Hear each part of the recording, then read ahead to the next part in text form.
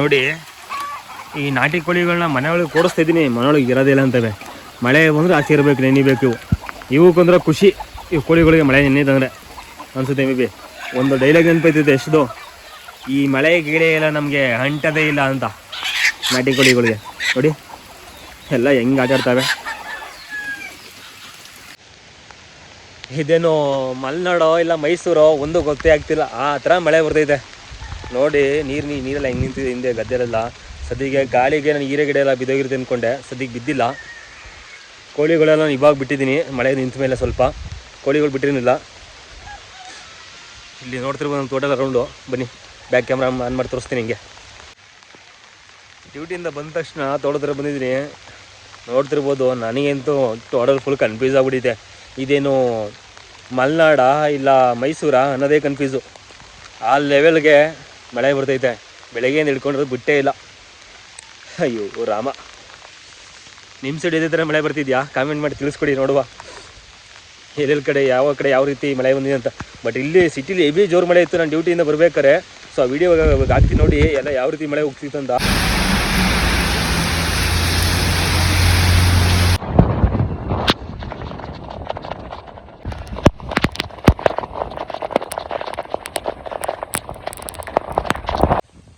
But ಗಾಳಿ ಭಯಂಕರ ಬಿಸಿಲು ಅನಿಸ್ತೈತೆ.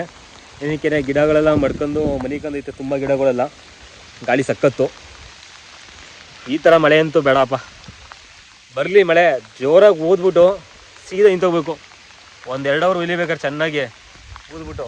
ಬಟ್ ಈ ಥರ ಜಿಡಿ ಹಿಡ್ಕೊಂಡ್ರೆ ಯಾವುದು ಹಸುಗಳು ಕೂಡ ಮೇಯಲ್ಲ, ಮತ್ತು ಏನು ಕೆಲಸ ಮಾಡೋಕ್ಕಾಗಲ್ಲ. ಹಾಗೆಯೇ ಕೋಳಿಗಳು ಕೂಡ ಮೇಯಲ್ಲ.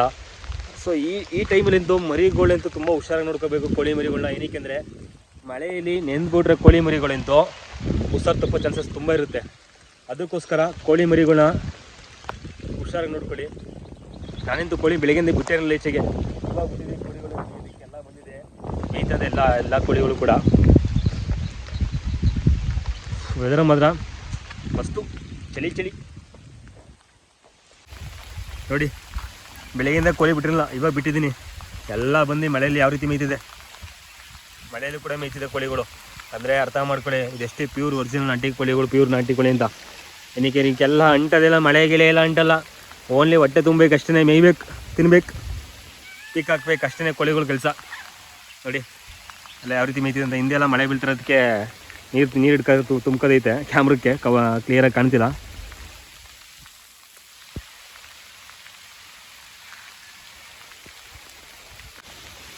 ನೋಡಿ ಸದ್ಯಕ್ಕೆ ಯಾವುದೇ ಗಿಡಗಳು ನಾನು ಚಪ್ರ ಬಿದ್ದಾಗಿರುತ್ತೆ. ಗಾಳಿ ಹೆವಿ ಬೀಸ್ತಿದ್ದಕ್ಕೆ ಚಪ್ರ ಬಿದ್ದಾಗಿರುತ್ತೆ ಅಂದ್ಕೊಂಡೆ. ಸದ್ಯಕ್ಕೆ ಅದೃಷ್ಟಕ್ಕೆ ಏನು ಬಿದ್ದಿಲ್ಲ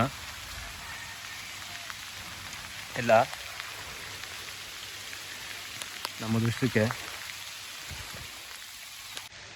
ಈ ಚಳಿ ಮಳೆಯಲ್ಲಿ ಬಿಸಿ ಮೆಣಸಿನಕಾಯಿ ಬಜ್ಜಿ, ಮಿರ್ಚಿ ಮಂಡಕ್ಕಿ ಇದ್ರೆ ಮಾತ್ರ ಸೂಪರು.